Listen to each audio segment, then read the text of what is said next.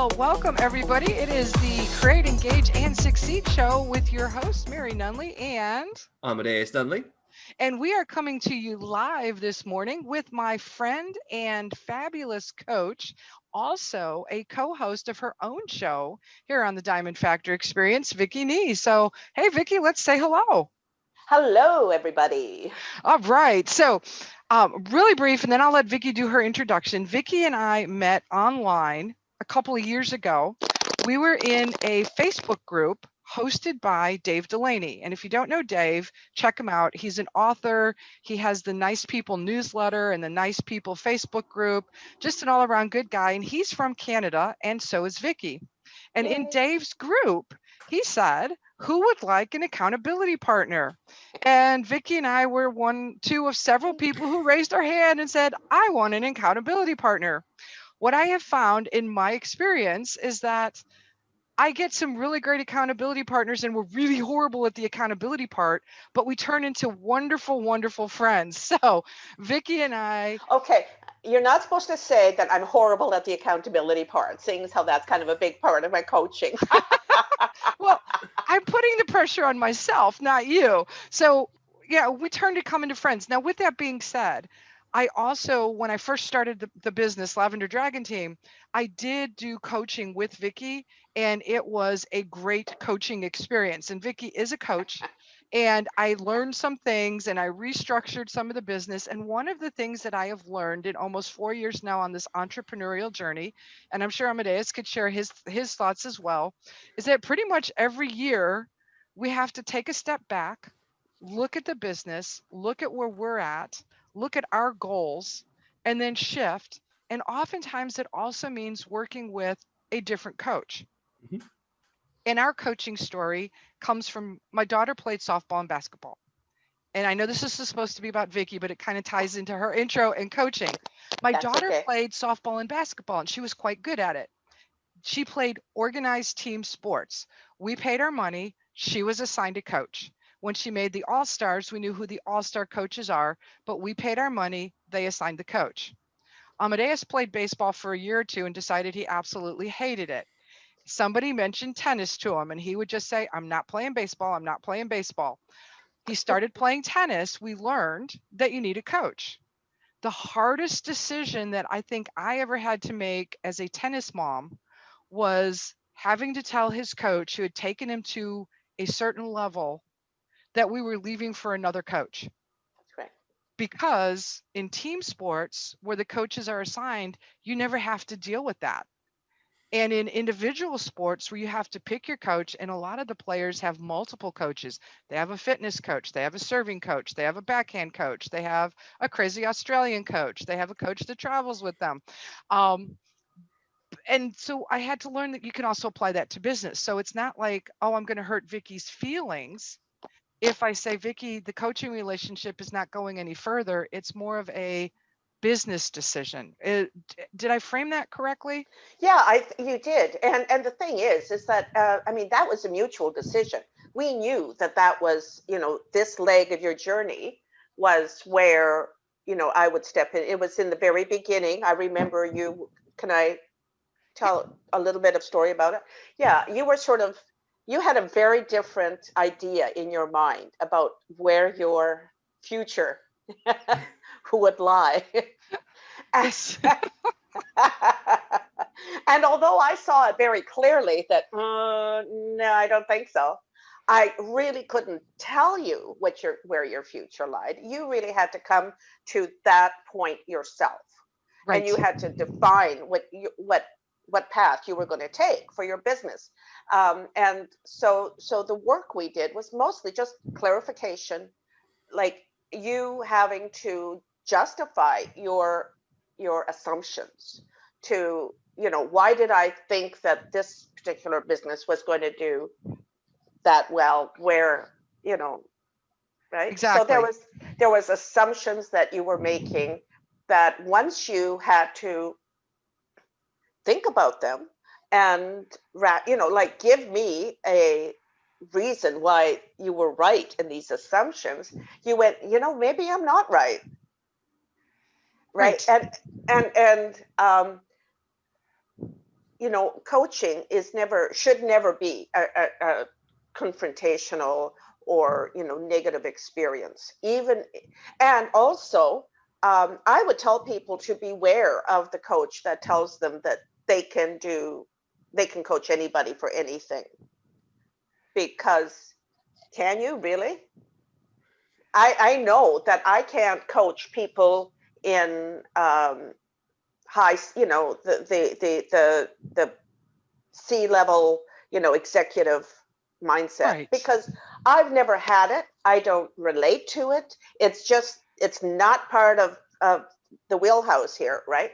It's just not. It's foreign. It's like speaking a foreign language to me. So, yeah, my goal is to work with small business owners who are either just starting or are at a pivotal point where now, okay, so I've been tooting along really good here. Now I need to, I'm at a crossroads. Is it A or is it B? Which path do I take? Now, that opportunity cost means that if you take A, B is no longer available to you, or vice versa. Right. So it's important to use all of the tools available to make that assessment as best you can, right? And none of us are soothsayers or fortune teller, future prophets or whatever.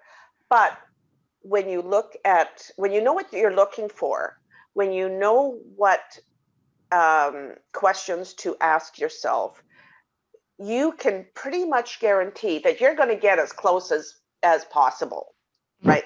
Now, could you be wrong? Yeah, but coaching will often prepare you for, okay, what are you going to do if this does not succeed? What are your other options? And that's a great point. And I know Amadeus and I have had a lot of conversation about the business this year, especially. Yeah, everybody's been forced into this. Yeah, we had a pivot and we had a shift, and Amadeus started by building websites. And Amadeus, what changed your mind? Honestly, it was after we had a couple clients, one in particular who was very wishy-washy on what they wanted for their website development. And after spending about 6 months and rebuilding and building the same site about 5 or 6 times before they finally just said like, oh, you know what, I'm just done with this project, and then never did anything else again. I was like, you know what? I do not want to make this my main source of contributing to the business. It's making me go crazy. Yeah. It's great that you have that skill set, but because that's an asset that you will always have, right? But it's great that you recognize that not so much. Right. And I think part of the thing that was cool is that Amadeus is another accidental entrepreneur. Definitely. Many people have heard his story. I mean, and it's like, well, what can I have him do? Because I wasn't really sure of his skill set either, because even though he's my son, he'd been away at college for a couple of years. He'd been working in a call center and doing IT work, but it's not like a typical mother-son conversation. Like, tell me what you did at work today, Amadeus. Well, Mom, today. So when he said, Mom, I want to join the family business, it's like, okay, part of it was sort of and then also sort of mirroring what you did with me in terms of coaching is like, well, where are your interests? What do you want to do? Okay, let's try this. Some of the things that Amadeus tried included writing slogans for coffee mugs. How did that go? It wasn't just slogans. It was any catchy saying, slogan, or other such thing you could put on a mug or a t-shirt. And that was I didn't realize that there were so many different breeds of dog animals and cats that you could put on a mug as part of a saying, and it was interesting. Let's put it that way. Did you enjoy it? At the start, yeah.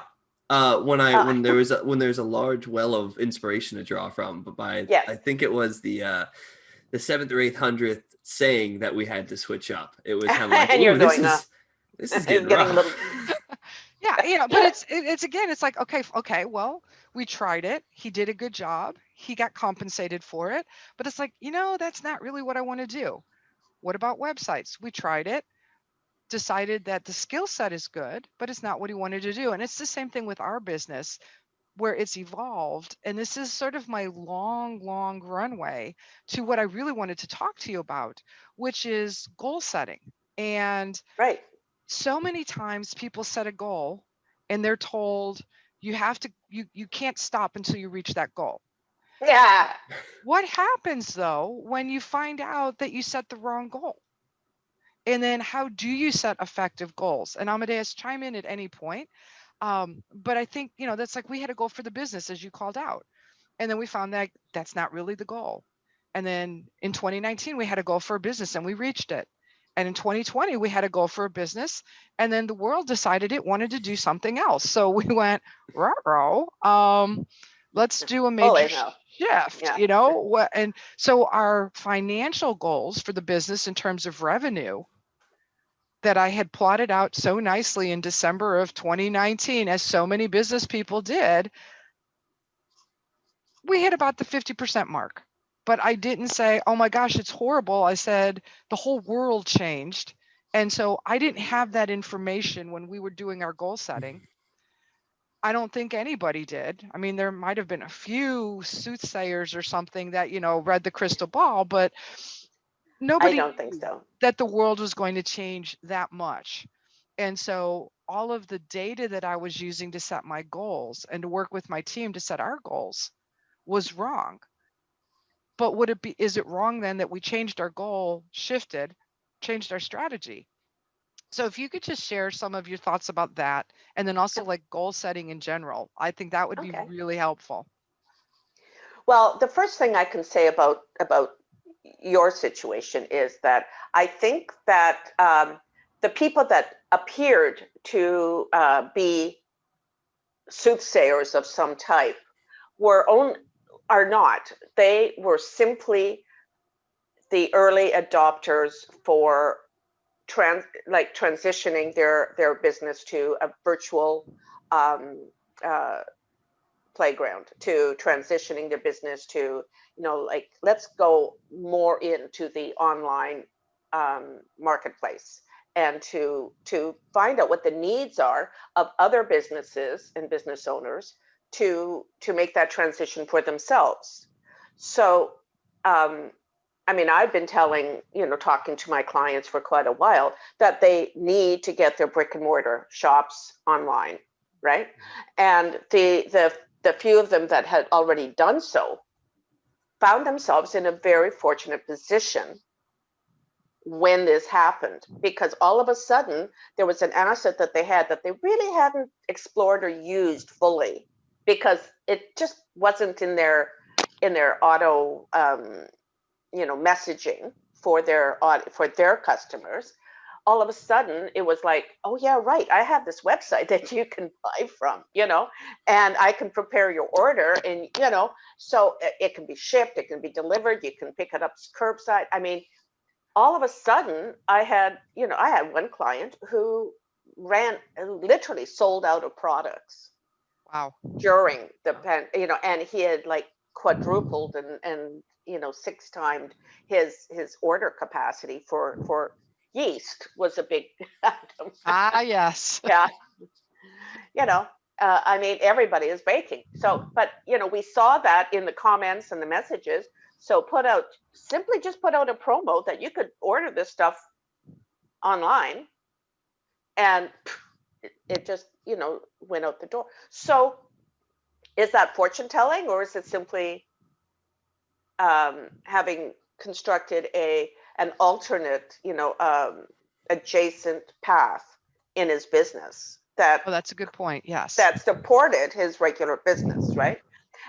So because I'm not there to tell people how to run their business. I'm simply for goal setting. I want to dig a little deeper as to, number one, you should know why you're setting a particular goal. And I guess we're talking about this a little bit because I've got a new offer coming out for New Year's resolutions. Blatant promo here, but and that's okay. but it's to work with people one-on-one to help you clarify what your and goals and resolutions, basically, let's call them interchangeable. So how are you going to define what it is?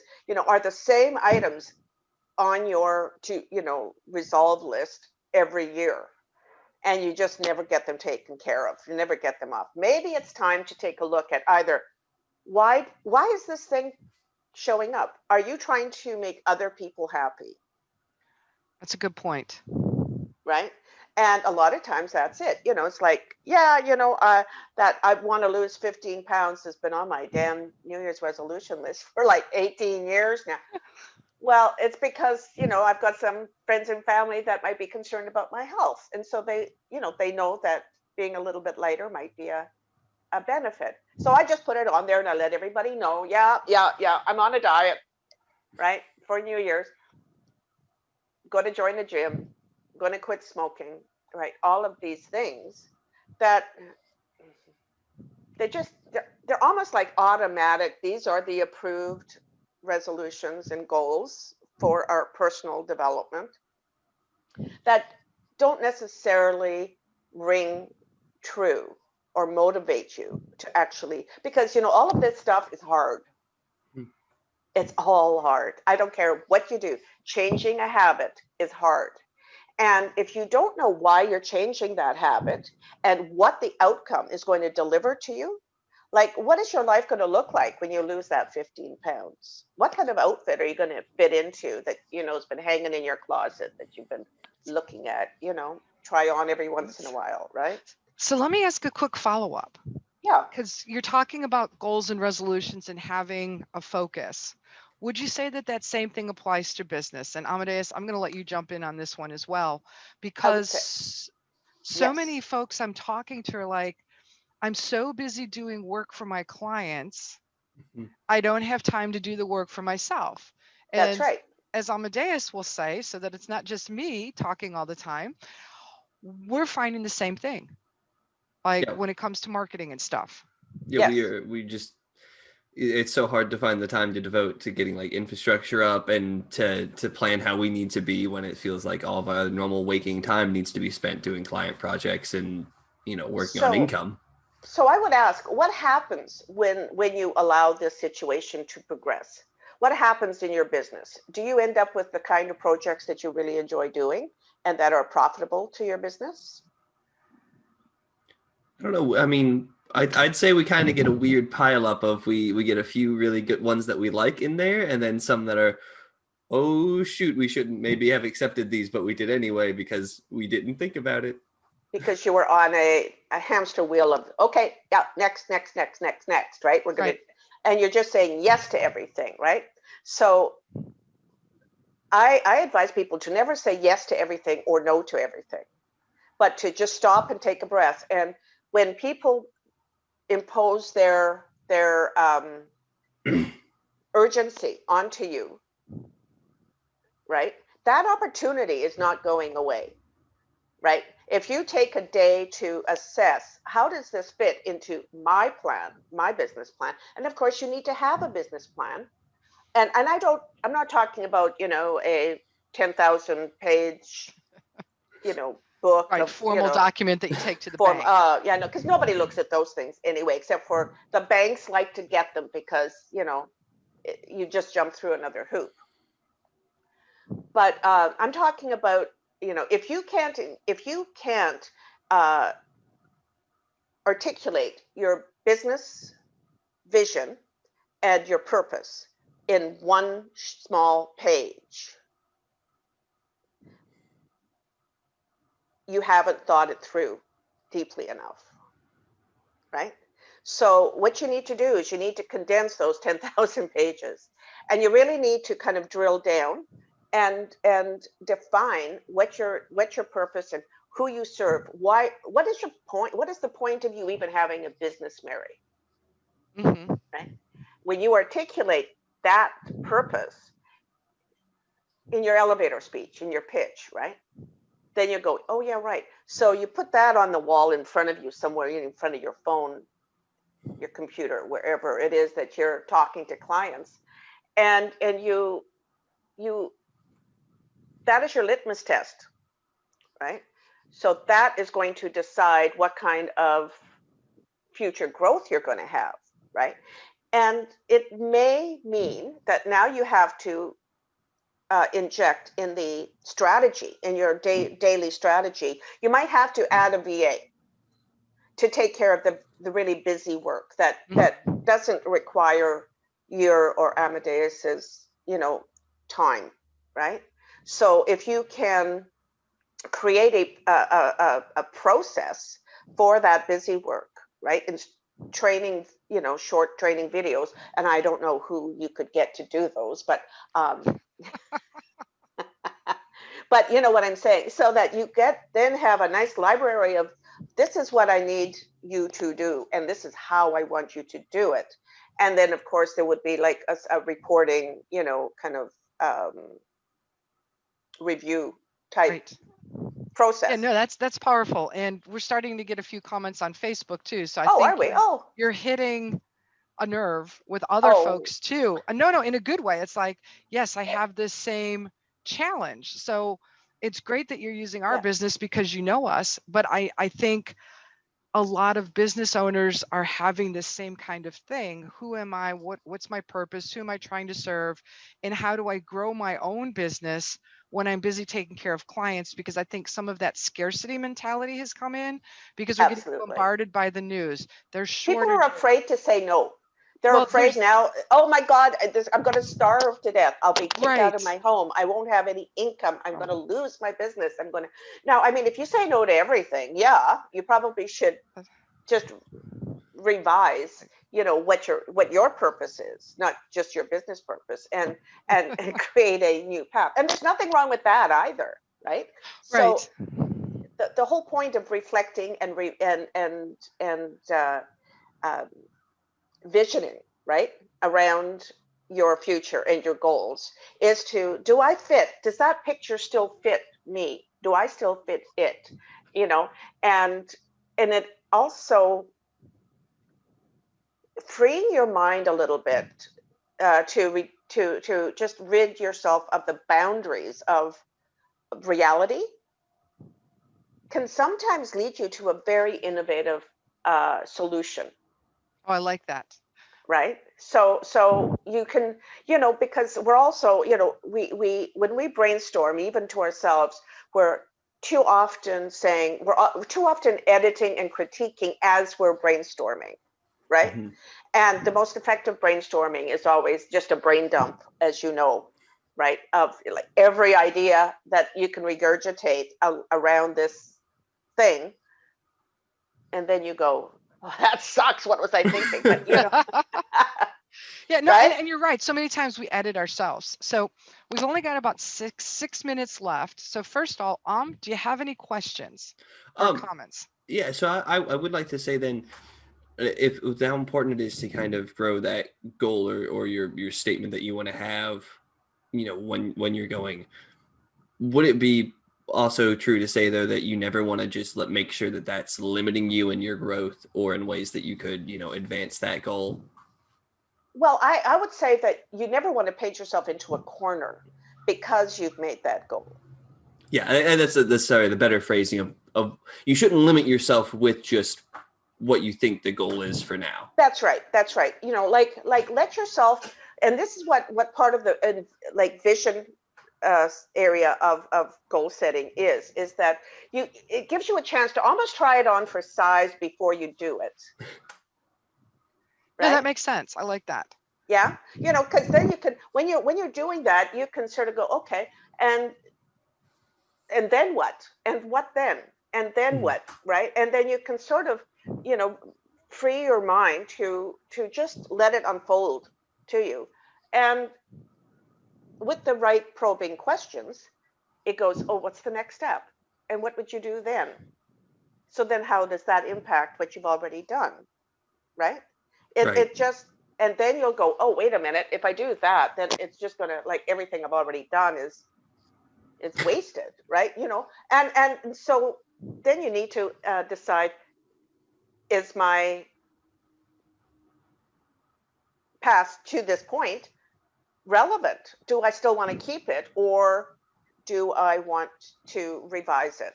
right? Mhm. So you can do all of that, like I say, in your own planning and your envisioning. And so that's part of the program, like the offer I'm producing, is there's going to be a workbook that will actually walk you through this whole process. And of course, I will be there as well with the person. So it's 2 sessions. So it's not extremely laborious, right? As far as that goes. So, you fill out the workbook, you register, you fill out the workbook. I get a copy so that at least of the starting pre session questions, so I can prepare my thoughts and my questions and my coaching Mhm. to your issue. And then we have an hour session. You do the homework you've assigned yourself, right? And in 2 weeks, we have the last session to wrap up and to review and to see if you're still on track, what progress, what path have you cleared out for yourself. And then there's going to be just an offer of, like a short 15-minute, how are you doing? Mhm. Kind of session in 2 or 3 weeks after that, whenever you think you're going to need it. And of course, email connection contact for any help, any questions you have along the way, right? But the workbook is really going to guide you in, oh, okay, fill out, because when you start to have to write things down, you're answering the questions that you're asking yourself, right? And Right. it's going to you're either going to say, no, I've got nothing to say about this, I don't care, or you're going to find yourself all of a sudden just like, this is really inspiring me, and this is just, oh my God, and that's the feeling that you want to capture. I like that. And yeah, So I yeah. know we are almost close to the end of time, and I know that the offer is not completely ready, but it sounds like a No, fascinating way to get some clarity. And it also doesn't sound like it's something that, as either a business owner or just as a normal person, um, you would just have to do before the new year. This sounds like this could be something that, as life changes, it's like, okay, I need to get some more clarity and set a new goal. yes, yeah, If absolutely. people wanted information about the program, is there a place that they could go to Not get on yet, but a, I am producing a little landing page kind of promo thing, so that'll have okay, all of the information. But in the meantime, they can certainly just contact me, either here through Facebook or at vickyknee.com has got a book with me link. We can set up a chat just to get a little bit more explanation. See if if it would be right for you. Are you, is this something that you would yeah, benefit from? Mhm. I mean, the price point on this is really quite low for 2 hours of one-on-one coaching. So right. it would be well, and it's in Canadian dollars. Aha. So for those of you in the United States, It's like half price. wow, yeah, depending on what day you book. So um, I, I think there's a lot Right, of people that are absolutely. going to Yeah. So benefit. I think that yeah. there was a lot of insight shared today as well, Mhm. and some ways to just rethink and reorganize your thought processes, knowing that it's okay to change the goal because It's, sometimes the goalpost moves. sometimes you Amadeus, change. right? And Amadeus has had a lot of experience with that in his former career as a tennis player, because I'm yeah, the goalpost moved, or Yeah. the net moved. and Amadeus, I really have to give you credit for owning it and saying, you know what, no, this is not right, and having the courage to pivot and It, go off into a more relevant direction, because and you could still be there pumping out crappy well, good websites, but you know what I mean, for crappy clients who don't know what they want. And and it did take me a while to realize that this is not something I want to do. I kept on a little bit after that with another couple of clients, and then that was really when I felt like there was no creative energy, and I felt like, man, this is just a slog. I was like, this isn't what I want to do. I'm not enjoying this. yeah, yeah, if you He turn around seems and to have envision found your his life. exciting niche now with animated video, animation. Oh, I think that's definitely a very cool It what do it you call opens it? up a lot of Tool or- a lot of creative avenues, which I really enjoy. And there's a Yeah. lot of ways to approach everything in it. So animation, gamification, course creation, goal setting, they all like run together. They Um, do. They so really on, do. on that note, I am going to say thank you, Vicky, for being our guest. Thanks for being with Thank you us. so much for having me. We I love it. really And appreciate the platform and you sharing your audience with me. I very much appreciate that. I hope that they have all their questions answered at some point through our And if not, conversation. they know how to reach you. And, we'll be replaying this show in a couple of weeks. For those of you that are watching live today, I also want to just mention that it is Remembrance Day or Veterans Day, depending where on the world you live. And it's a day where we honor those who have served in the military. So thank you to Yes. everyone who served. And on Thank you. that note, any last words? Otherwise, it's Mary No, and I Amadeus. do. I'm glad you. It is Remembrance Day here in Canada. I believe you guys call it Veterans Day, but Remembrance Day is to remember, and Canada has got a, it's part of that family of men and women who have sacrificed so much. yes. Well, thank you for joining us. And we will see you on the interwebs. Maybe one day we'll actually meet in person. So with that, it is Mary and Amadeus. signing off from Amadeus. and Bye. Vicky signing off from today's episode of the Create, Engage, and Succeed show. And now we're going to say end and